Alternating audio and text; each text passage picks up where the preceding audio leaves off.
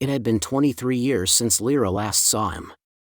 Spring came early that year, too early.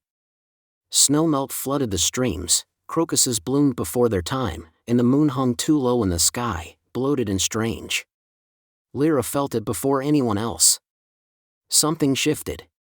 She stood in the garden beneath the alder tree, her hands buried in wet soil, planting without knowing why.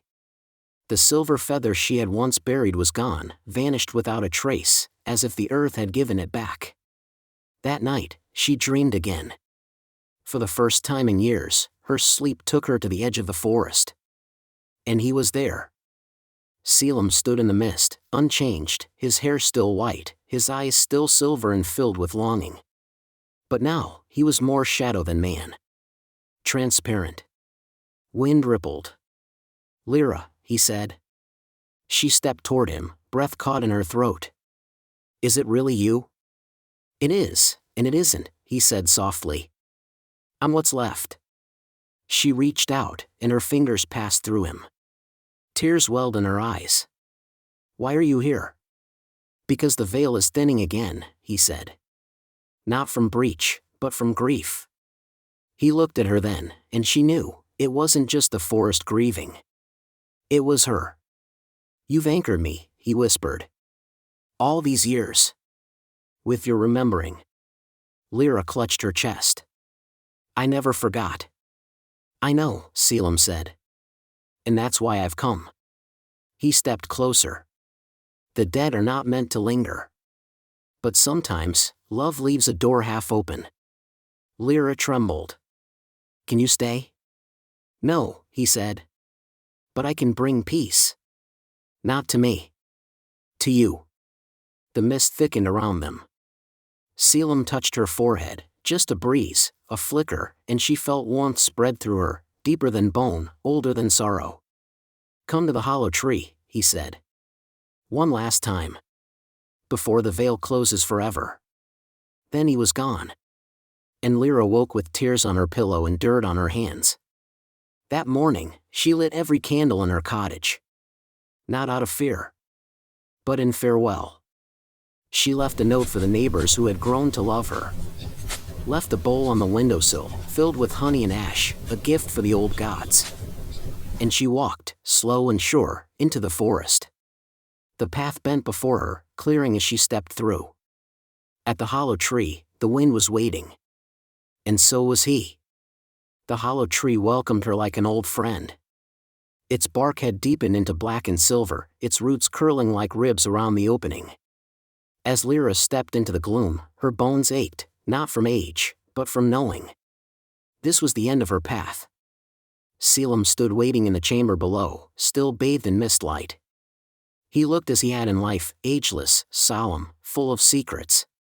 But now, he shone faintly, like the reflection of moonlight on still water. "Lira," he whispered. She smiled through tears. "I didn't want this to be goodbye." "It never was," Selim said.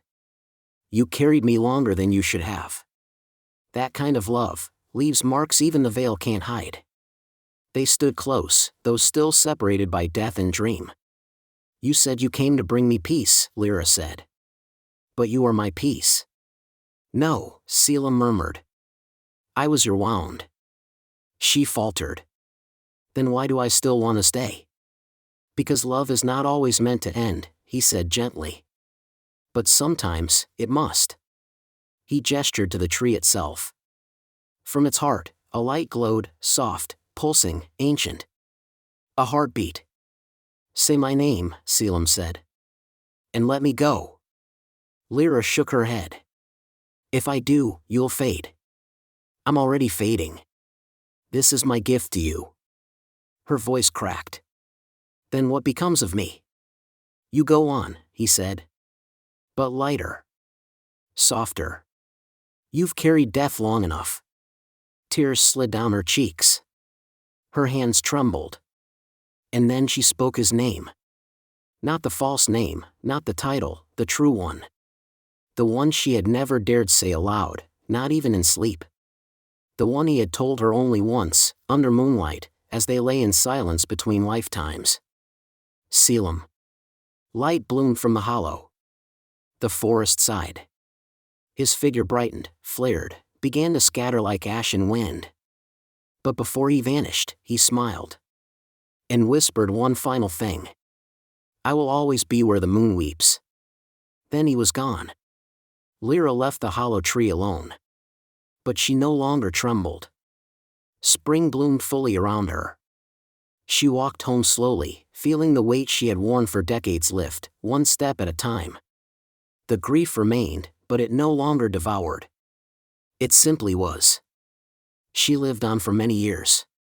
She taught others to listen to the wind. And when her time finally came, it was under the alder tree, surrounded by silence and stars. Some say her spirit joined the forest. Some say they still see her walking the mists beside a silver-eyed man. But most just remember her as the woman who once banished a ghost and fell in love with one. A love story written in moonlight. And ended in peace.